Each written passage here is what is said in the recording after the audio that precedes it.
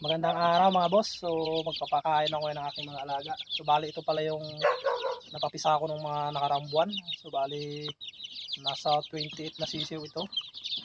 Kaso sa liit ng espasyo yung aking ginawang brooder nagkaroon ng mortality. So nasa ano na lang to. Nasa 19. So nabawasan din ng almost 10 o 9 mga ganon na sisiw. Kadalasan yung mga native kasi maliliit yun. So ito mga araw lang ang pagitan. Tatlong inahin nagpisa. So ito na sila ngayon, isang buwan. So 30 days, 32 days, so mga ganon kasi may mga naunang napisa. So bali ito.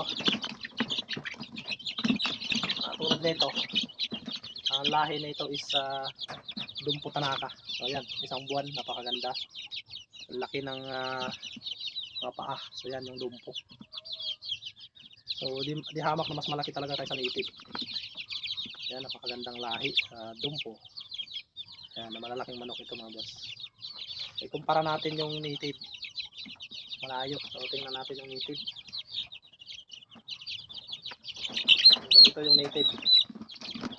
So yan, mas nauna pa itong napisa kaysa doon sa Dumpo.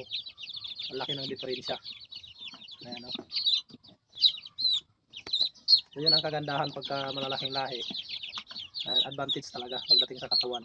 Ito pero ang kagandahan naman ito is masarap naman ito pagka niluto.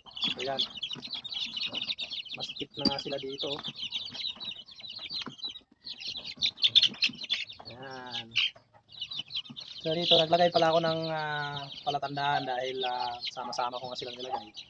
So naglagay ako ng mga markings. So tulad nito, putol yung daliri, pinutulan ko. So ibig sabihin nito ay mixed breed. So native yung nanay, tapos yung tatay niya is yung ating Dumpo Tanaka. So maganda rin na mix na. Medyo malaki na yung lahi niya kaunti. Unlike sa native talaga, yung pure native, maliliit. Ayan.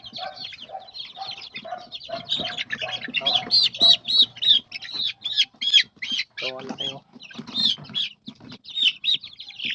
ito ay pure na Dumpo Tanaka. Ayan, laki ng diferensya talaga dun sa native. So naglagay ako ng markings dito naman. So dalawang putol para makilala ko yung bawat isa sa kanila. So yun ang pagkakainlandan ko. Sa mga susunod na araw, ibubukod ko na kasi masyado ng masikip yung ano nila, kulungan nila. So marami tayong mga pang tinula lines ngayon. Tamang tama pagka tag-araw na talaga, papakawalan ko na sa spray rinse sa kabilang area. So yun lang muna ang ating update mga boss. So yan, maganda talaga pagka may mga alaga tayo, meron tayong pagkukuhanan ng pangulam-ulam pang araw-araw.